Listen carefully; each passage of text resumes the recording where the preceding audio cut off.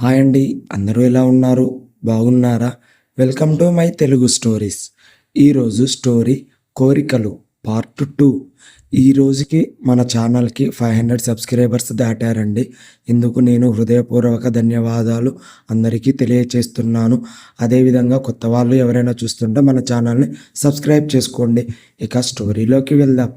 ఆ చేతులు పెదవుల నుండి నెమ్మదిగా ఆమె మెడ నుండి మోకాళ్ళ వరకు కదిలాయి. అప్పుడు తన శరీరంపై ఏమీ లేనట్లు ఆమెకు అనిపించింది. తన కింద చర్మంపై ఒక బరువు ఆమె శరీరంలో ప్రతి భాగం ఏ స్థితిలో ఉన్నా కదలకుండా ఉండిపోయింది. ప్రతిదీ ఉన్న చోటునే ఉండిపోయింది. ఒక భయంకరమైన తుఫాను గడిచిపోయిన తరువాత వాతావరణం ఎలా ఉంటుందో అలా ఆమె గుండె శ్వాస ఇంకా దడదడలాడుతూనే ఉంది. ఉదయం 8 గంటలయ్యింది. లహరి ఇంకా ఆకాశంలోనే తేలుతున్నట్లుగా ఒక రకమైన మైకంలో ఉంది. ఆమెలోని సముద్రం ఇంకా అప్పుడప్పుడు కల్లోలంగా ఉంది. ఆమెకు తన శరీరం గురించి ఇంకా స్పృహ లేదు. టీషర్టు మెడ వరకు ఇంకా బిగుతుగానే ఉంది. దాని కింద ఉన్నదంతా కూడా బిగుతుగానే ఉంది. అక్కడ నుండి మోకాళ్ళ వరకు ఆమె శరీరం మీద ఏమీ లేదు. రాత్రి అనుభవం వల్ల ఆమె శరీరం అంతా ఇంకా వెచ్చగా అనిపిస్తుంది. ఆమెకు మెల్లిమెల్లిగా స్పృహ తిరిగి వచ్చింది.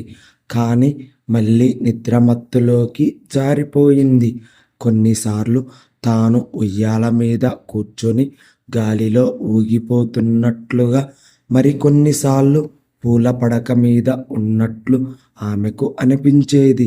సుమారు 10:30 గంటలకు ఆమెకు కొంచెం స్పృహ తిరిగి వచ్చి లేవడానికి ప్రయత్నించింది.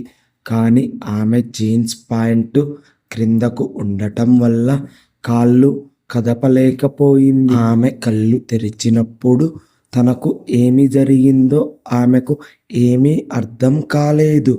ఆమెకు స్పృహ తిరిగి వచ్చినప్పుడు ఆమె భయంతో వణికిపోయింది. ఆమె బట్టలు పూర్తిగా చిందరవందరగా ఉన్నాయి.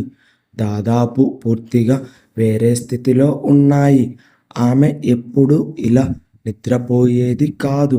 సంవత్సరానికి 1-2 రోజులు కుటుంబ సభ్యులు బయటకు వెళ్ళినప్పుడు, ఆమె ఇంట్లో ఒంటరిగా ఉన్నప్పుడు తప్ప ఆమె తన శరీరంపై చేతులు కదిపినప్పుడు మొదట ఆమెకు తన రొమ్ములు తగిలాయి. తరువాత నడుము, ఆ తరువాత అంతా బయటపడిపోయింది. ఆమె ఎలాగో హడావిడిగా లేచి మంచం తలపై ఉన్న ఆధారంపై ఒక కాలు ఆనిచ్చి కూర్చుంది. ఆమె కాళ్ళు తెరుచుకొని ఉన్నాయి. ఇదంతా ఏమిటి అని ఆమె ఆశ్చర్యపోయింది. తను బిగుతైన బట్టలలో సౌకర్యంగా పడుకొని ఉంది. మరి ఇలాంటప్పుడు ఇదంతా ఎలా జరిగింది? ఆమె 10 నిమిషాల పాటు ఆలోచిస్తూనే ఉంది. కానీ ఏమీ అర్థం కాకపోవడంతో మొదట తన బట్టలను సర్దుకుంది. తన జీన్స్ సరిగ్గా వేసుకొని మళ్ళీ మంచానికి ఆనుకొని కూర్చుంది. అప్పుడు ఆమె మళ్ళీ ఆలోచించడం మొదలుపెట్టింది. కానీ ప్రయోజనం లేదు. నిరాశతో తన బెడ్ పక్కన ఉన్న ఫోన్తో హోటల్ సర్వీస్కి ఫోన్ చేసి రూమ్ సర్వీస్ నుండి స్ట్రాంగ్ కాఫీని ఆర్డర్ చేసింది. తను ఆ రోజు ఊటీ వెళ్ళాలని అనుకున్నది. కానీ తనకి ఆ మూడ్ ఇప్పుడు లేదు. ఆమె తనకేమైందో అని ఆమె పదే పదే ఆలోచిస్తుంది. గది పూర్తిగా మూసి ఉంది. తన బట్టలు ఇంత చిందరవందరగా ఉండటానికి కారణం ఏమిటి? కానీ ఏదో జరిగిందని ఆమె మనసు చెబుతోంది. ఆమె నడుము మరియు ఛాతీ పరిస్థితి ఆమెకు ఏదో జరిగిందని, ఆమె నడుము కింద ఒక నిర్దిష్ట ప్రదేశంలో వింతైన తేమను గమనిస్తోంది. ఇంట్లో కూడా అప్పుడప్పుడు ఆమెకు ఇలా తేమ అనిపించేది. కానీ ఇది దానికంటే చాలా రెట్లు ఎక్కువ. ఆ ప్రదేశం నిండిపోయినట్లుగా ఉంది. 1000 సార్లు ప్రయత్నించినా ఆమెకు ఏమీ అర్థం కాలేదు.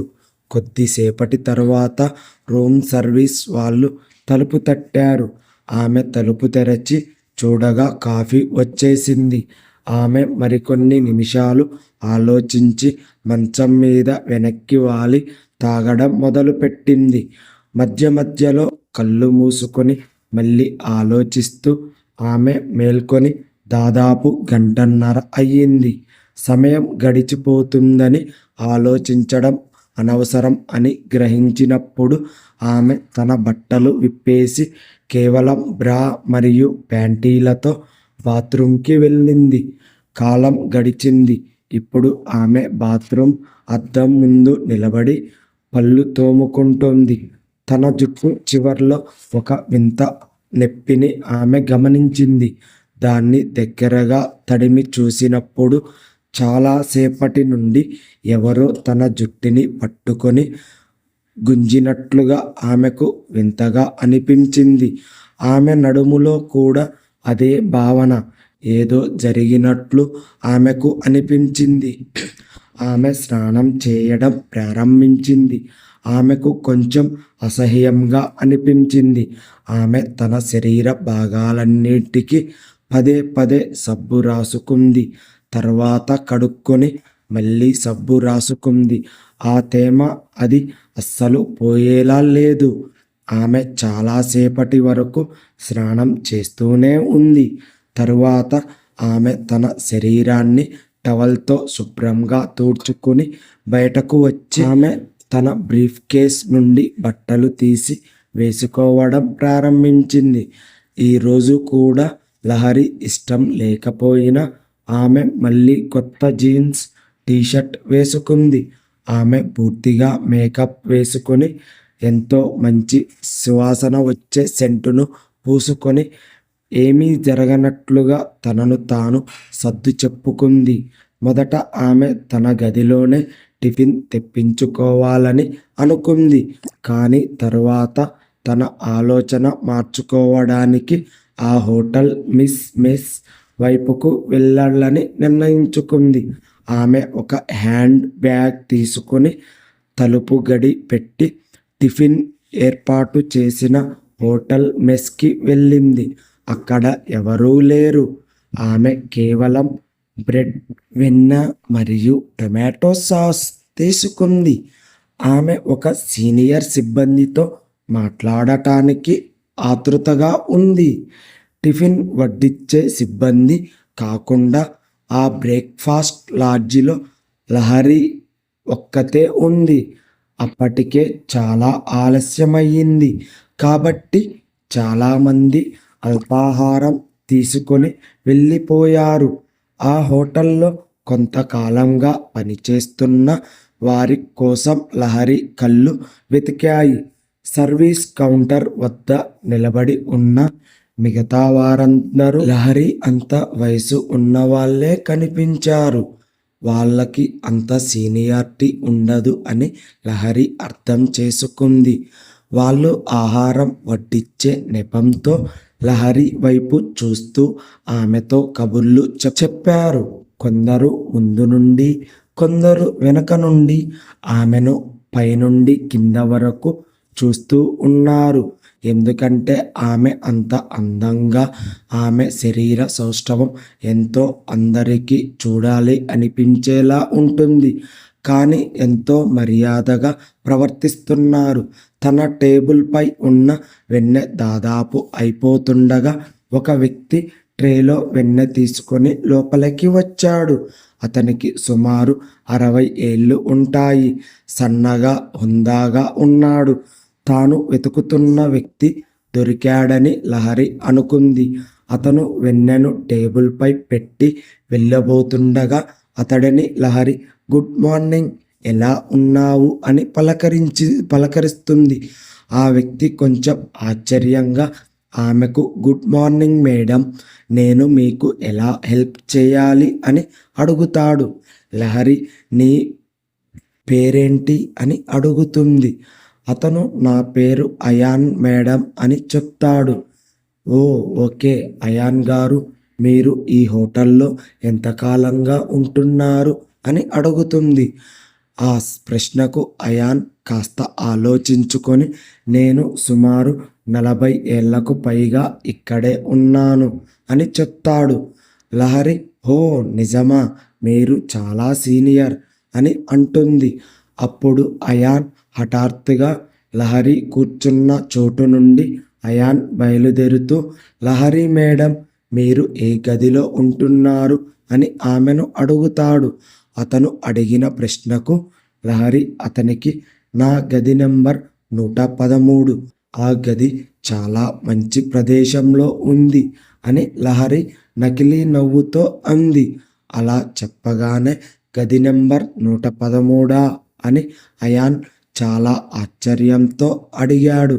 అతని ముఖంలో నుదుటిపై తీవ్రమైన ఆందోళన కనిపించింది. అతని ముఖం కవలికలను చదివి లహరి నవ్వుతూ, మీరెందుకు అంత ఆశ్చర్యపోతున్నారు అని అడిగింది. అయాన్ అదేమీ లేదు మేడం, ఏమీ లేదు. నేనెందుకు అలా చేస్తాను, ఆ గది ఉన్న ప్రదేశం చాలా బాగుంది అంతే. అయినా వాళ్ళు ఎప్పుడు ఆ గదిని జంటలకే ఇస్తారుగా అని అయాన్ తన ఆశ్చర్యం ఆందోళనను అదుపు చేసుకుంటూ అన్నాడు. లహరి అప్పటికే విషయం గ్రహించింది. ఆమె త్వరగా బ్రేక్ఫాస్ట్ ముగించి తన గదికి వెళ్ళింది. ఆమె కాసేపు ఆలోచించి ఆ తరువాత రూమ్ సర్వీస్కు ఫోన్ చేసి 2 కాఫీలు ఆర్డర్ చేసింది. 10 నిమిషాల్లో కాఫీలు వచ్చాయి. వెయిటర్ వెళ్ళిపోయిన వెంటనే ఆమె మళ్ళీ రూమ్ సర్వీస్కు ఫోన్ చేసి, దయచేసి మిస్టర్ అయాన్ను 113వ నెంబర్ గదికి పంపండి అని చెప్పింది. 2 నిమిషాల తరువాత అయాన్ తలుపు తట్టాడు.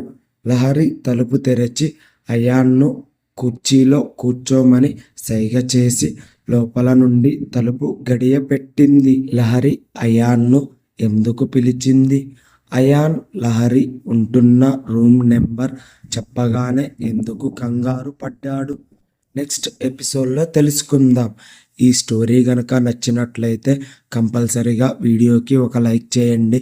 ఎందుకంటే మీరు చేసే ఒక లైక్ వల్ల ఇది మరొక ఇద్దరికి వీడియో పుష్ అవుతుంది కాబట్టి. అదేవిధంగా మన వీడియోస్ చూస్తున్న అందరూ కూడా కంపల్సరీగా మన ఛానల్ని సబ్స్క్రైబ్ చేసుకోండి. ఇప్పటికైతే 500 సబ్స్క్రైబర్స్ దాటారు. ఇందుకు నేను అందరికీ కూడా రుణపడి ఉంటాను. Thanks for watching. Bye bye.